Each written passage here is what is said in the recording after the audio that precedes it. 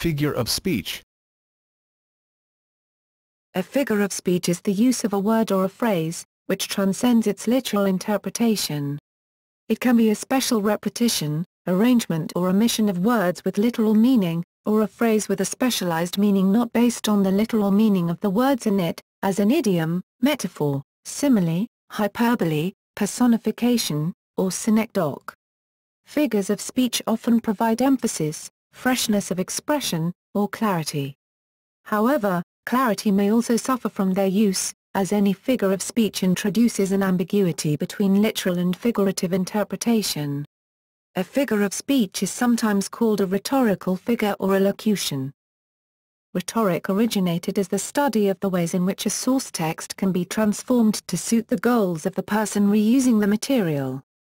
For this goal, classical rhetoric detected 4 fundamental operations that can be used to transform a sentence or a larger portion of a text: expansion, abridgment, switching, transferring and so on. The 4 fundamental operations.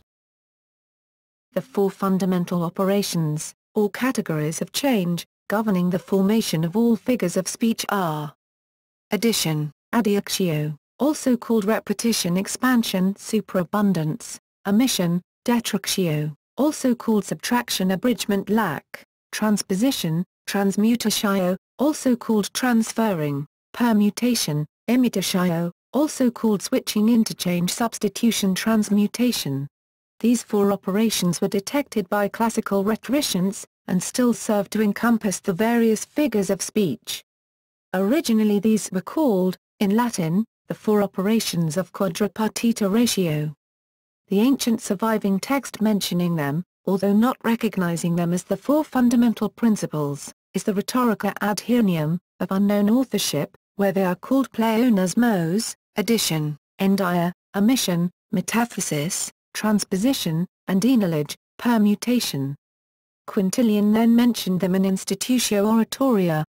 Philo of Alexandria also listed them as addition, prosthesis, subtraction, aphoresis, transposition, metathesis, and transmutation, aloiosis. Examples. Figures of speech come in many varieties. The aim is to use the language inventively to accentuate the effect of what is being said. A few examples follow. Around the rugged rocks the rugged rascal ran is an example of alliteration, where the consonant R is used repeatedly. She would run up the stairs, and then a new set of curtains is a variety of tsuma called a solipsis. Run up refers to ascending and also to manufacturing. The effect is enhanced by the momentary suggestion, through a pun, that she might be climbing up the curtains. The ellipsis or omission of the second use of the verb makes the reader think harder about what is being said. Military intelligence is an oxymoron, as the use of direct sarcasm to suggest that the military would have no intelligence. This might be considered to be a satire and an aphorism, but he's a soldier, so he has to be an Einstein is the use of sarcasm through irony for the same effect. The use of hyperbole by using the word Einstein calls attention to the ironic intent. I had butterflies in my stomach is a metaphor, referring to my nervousness, feeling as if there were flying insects in my stomach. Scholars of classical Western rhetoric have divided figures of speech into 2 main categories: schemes and tropes. Schemes, from the Greek schema, form or shape, are figures of speech that change the ordinary or expected pattern of words. For example, the phrase, "John, my best friend," uses the scheme known as apposition. Tropes, from the Greek trephine, to turn, change the general meaning of words. An example of a trope is irony, which is the use of words to convey the opposite of their usual meaning, for Brutus is an honorable man. So are they all honorable men. During the Renaissance, scholars meticulously enumerated and classified figures of speech. Henry Peacham, for example, in his The Garden of Eloquence, 1577, enumerated 184 different figures of speech. Professor Robert D. Yanni, in his book Literature, Reading Fiction, Poetry, Drama and the Essay wrote, "Rhetoricians have catalogued more than 250 different figures of speech, expressions or ways of using words in a non-literal sense." For simplicity, This article divides the figures between schemes and tropes, but does not further subclassify them, for example, figures of disorder. Within each category, words are listed alphabetically. Most entries link to a page that provides greater detail and relevant examples, but a short definition is placed here for convenience. Some of those listed may be considered rhetorical devices, which are similar in many ways. Schemes. Accumulation, accumulating arguments in a concise forceful manner. Adnomination, repetition of words with the same root word. Alliteration, series of words that begin with the same consonant. Adanaton, hyperbole taken to such extreme lengths insinuating a complete impossibility. Anacoluthon, wording ignoring syntax achieved with the help of transposing clauses within a sentence. Anadiplosis, repetition of a word at the end of a clause at the beginning of another. Anaphora, repetition of the same word or group of words in a paragraph. Anastrophe, changing the object, subject and verb order in a clause. Anticlimax, an abrupt descent, either deliberate or unintended, on the part of a speaker or writer from the dignity of idea which he appeared to be aiming at. Antanaclasis, repetition of a single word, but with different meanings. Anthymeria, transformation of a word of a certain word class to another word class. Untimetable, repetition of words in successive clauses, in reverse order. Antiresis, disproving an opponent's argument. Antistrophe, repetition of the same word or group of words in a paragraph. Antithesis, juxtaposition of opposing or contrasting ideas. Aphorismus, statement that calls into question the definition of a word. Aposiopesis, breaking off or pausing speech for dramatic or emotional effect. Apposition, placing of two statements side by side, in which the second defines the first. Assonance, repetition of vowel sounds. Asteismus, mocking answer or humorous answer that plays on a word. Asterismos, beginning a segment of speech with an exclamatory word. Asyndeton, omission of conjunctions between related clauses. Cacophony, juxtaposition of words producing a harsh sound. Cataphora, co-reference of one expression with another expression which follows it. Example, if you need one, there's a towel in the top drawer. Classification, linking a proper noun and a common noun with an article. Chiasmus, repetition of words in successive clauses, in reverse order. Climax, arrangement of words in order of increasing importance. Commeratio, repetition of an idea, reworded. Conduplicatio, repetition of a key word. Conversion, word formation, an unaltered transformation of a word of one word class into another word class. Consonants, repetition of consonant sounds, most commonly within a short passage of verse. Dubitatio, expressing doubt and uncertainty about oneself. Dystmesis, a synonym for tmesis. Ellipsis, omission of words. Elision, exclusion of a letter from a word or phrase. Enolage, changing the grammatical form of a word, but not its meaning. Enjambment, breaking of a syntactic unit, a phrase, clause, or sentence, by the end of a line or between two verses. Enthymum, an informal syllogism. Epanellipsis, repetition of the initial word or words of a clause or sentence at the end of a clause or sentence. Epanidos, repetition of a word or several words. Epistrophe, also known as antistrophe, repetition of the same word or group of words at the end of successive clauses. The counterpart of anaphora, epousios, repetition of a single word, with no other words in between. Euphony, opposite of cacophony, that is pleasant sounding, half-rhyme, partially rhyming words. Hendiades, use of two nouns to express an idea when the normal structure would be a noun and an adjective or noun functioning as an adjective. Hendioutres, use of three nouns to express one idea. Homeoptaton, ending the last words of a distinct part of the speech with the same syllable or letter. Homographs, words that are identical in spelling but different in origin and meaning. Homoiotoluton, multiple words with the same ending. Homonyms, words that are identical with each other in pronunciation and spelling, but differing in origin and meaning. Homophones, words that are identical with each other in pronunciation, but differing in spelling, origin and meaning. Homeotluton, words with the same suffix. Hypallage, an abnormal, unexpected change of two segments in a sentence. Hyperbaton, two ordinary associated words are detached.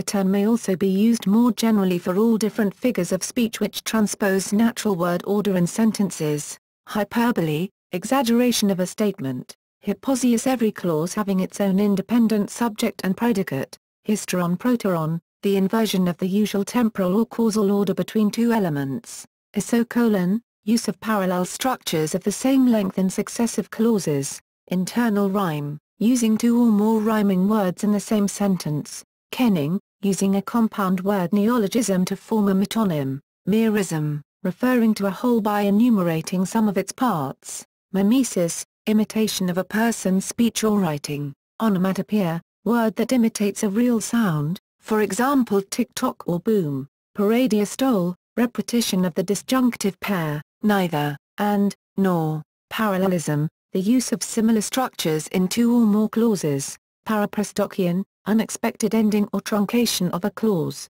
parenthesis, a parenthetical entry; Perryman, alliteration in which every word in a sentence or phrase begins with the same letter; poesia, speaking openly or boldly, in a situation where it is unexpected, that is politics; pleonasm, the use of additional words than are needed to express meaning; polyptoton, repetition of words derived from the same root; polysyndeton, close repetition of conjunctions; pun, when a word or phrase is used in two, or more, different senses; rhythm, a synonym for parallelism; sibilance, repetition of letter S, it is a form of alliteration; sign descendo, a statement that is so obvious it need not be stated, and if stated, it seems almost pointless, for example, "It's always in the last place you look." Solecism, trespassing grammatical and syntactical rules; spoonerism, switching place of syllables within two words in a sentence yielding amusement;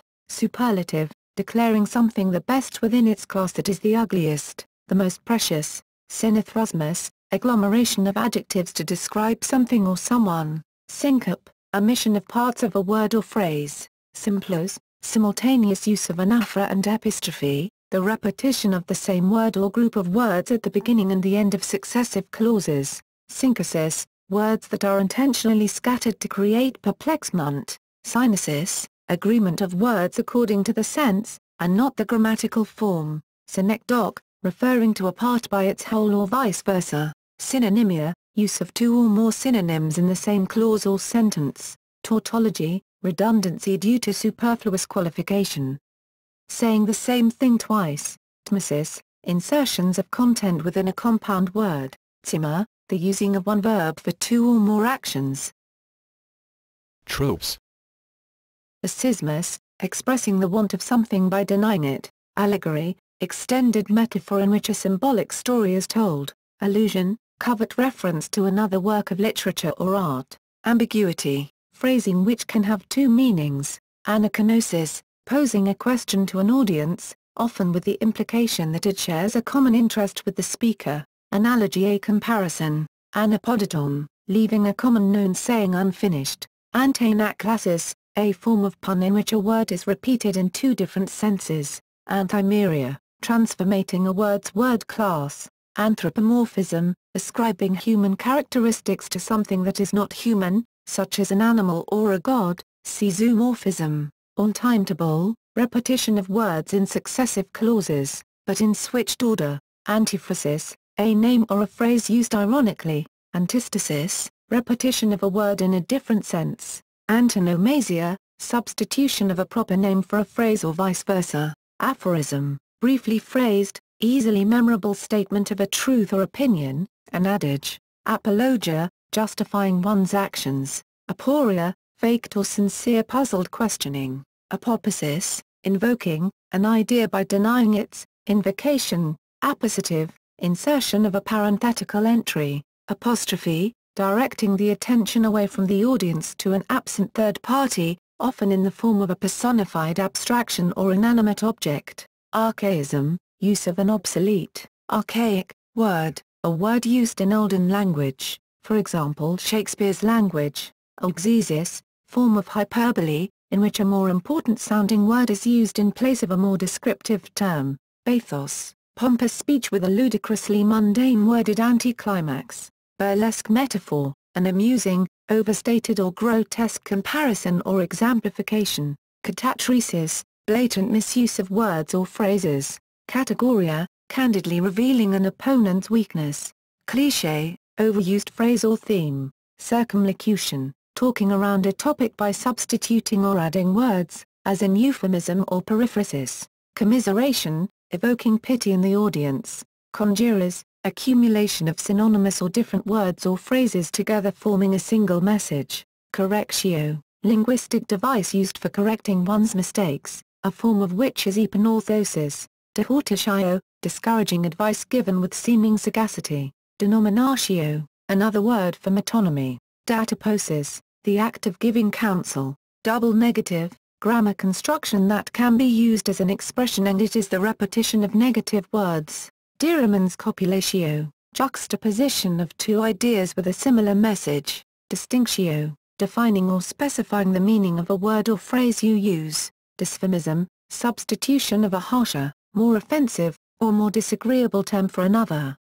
Opposite of euphemism. Dubitatio, expressing doubt over one's ability to hold speeches, or doubt over other ability. Crises, lively describing something you see, often a painting. Epinorthosis, immediate and emphatic self-correction, often following a slip of the tongue. Encomium, a speech consisting of praise. A eulogy, enumeratio, a sort of amplification and accumulation in which specific aspects are added up to make a point. Epicrisis, mentioning a saying and then commenting on it. Epiplexis, rhetorical question displaying disapproval or debunks. Epitrope, initially pretending to agree with an opposing debater or invite one to do something. Erotma, synonym for rhetorical question. Erotesis, rhetorical question expressing approvement or refusal of belief in. Euphemism, substitution of a less offensive or more agreeable term for another. Grandiloquence, pompous speech. Exclamation, a loud calling or crying out. Invective, the act of insulting. Humor, provoking laughter and providing amusement. Hyperbaton, words that naturally belong together are separated from each other for emphasis or effect. Hyperbole, use of exaggerated terms for emphasis. Hyperkatastasis, an implication or declaration of resemblance that does not directly name both terms.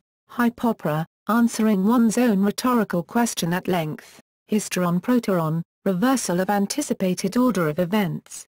A form of hyperbaton, innuendo, having a hidden meaning in a sentence that makes sense whether it is detected or not. Inversion, a reversal of normal word order, especially the placement of a verb ahead of the subject, subject-verb inversion. Imperative sentence, the urging to do something. Irony, use of word in a way that conveys a meaning opposite to its usual meaning.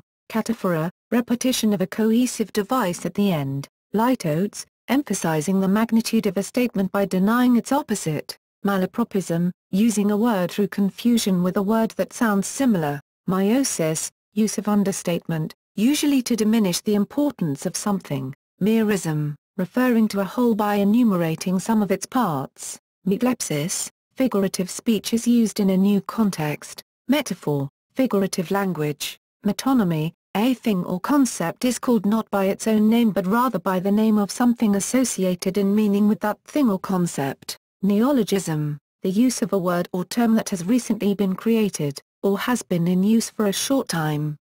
Opposite of archaism, non sequitur, statement that bears no relationship to the context preceding. Occupatio, mentioning something by reportedly not mentioning it. Onomatopoeia, words that sound like their meaning. Oxymoron, using two terms together, that normally contradict each other. Paraponion, replacing in a phrase or text a second part, that would have been logically expected. Parable, extended metaphor told as an anecdote to illustrate or teach a moral lesson. Paradiastole, making a euphemism out of what usually is considered adversive. Paradox, use of apparently contradictory ideas to point out some underlying truth. Paradiastole, extenuating a vice in order to flatter or soothe. Paraprostokion, phrase in which the latter part causes a rethinking or reframing of the beginning. Parallelism, drawing attention to something while pretending to pass it over. Parody, humoristic imitation. Paronomasia, pun, in which similar-sounding words but words having a different meaning are used. Pathetic fallacy, ascribing human conduct and feelings to nature. Periphrasis, a synonym for circumlocution. Personification. Prosopopia. Anthropomorphism, attributing or applying human qualities to inanimate objects, animals, or natural phenomena. Pleonasm, the use of more words than is necessary for clear expression. Rhetorical, another word for paralepsis. Procatalepsis, refuting anticipated objections as part of the main argument. Prolepsis, extreme form of paralepsis in which the speaker provides great detail while feigning to pass over a topic. Prothesis, adding a syllable to the beginning of a word. Proverb, succinct or pithy, often metaphorical, expression of wisdom commonly believed to be true. Pun, play on words that will have two meanings. Rhetorical question, asking a question as a way of asserting something. Asking a question which already is the answer hidden in it. Or asking a question not for the sake of getting an answer but for asserting something, or as in a poem for creating a poetic effect. Satire, humoristic criticism of society. Sensory detail imagery, sight, sound, taste, touch, smell. Sesquipedalianism, use of long and obscure words. Simile, comparison between two things using like or as. Snow clone, alteration of cliché or phrasal template. Style, how information is presented. Superlative, saying that something is the best of something or has the most of some quality, for example the ugliest, the most precious etc. Synlepsis, the use of a word in its figurative and literal sense at the same time or where a single word is used in relation to two other parts of a sentence although the word grammatically or logically applies to only one. Syncatipasis, condescension, accommodation, adaptation of style to the level of the audience. Zyneresis, giving an impression of impartiality. Synecdoche, form of metonymy, referring to a part by its whole, or a whole by its part. Synesthesia, description of one kind of sense impression by using words that normally describe another. Tautology, superfluous repetition of the same sense in different words. Example, the children gathered in a round circle. Transferred epithet, a synonym for hypallage. Truism, a self-evident statement. Tricolon-dimingoens, combination of three elements, each decreasing in size. Tricolon crestins, combination of three elements, each increasing in size. Verbal paradox, paradox specified to language. Zimmer, use of a single verb to describe two or more actions. Zoomorphism, applying animal characteristics to humans or gods.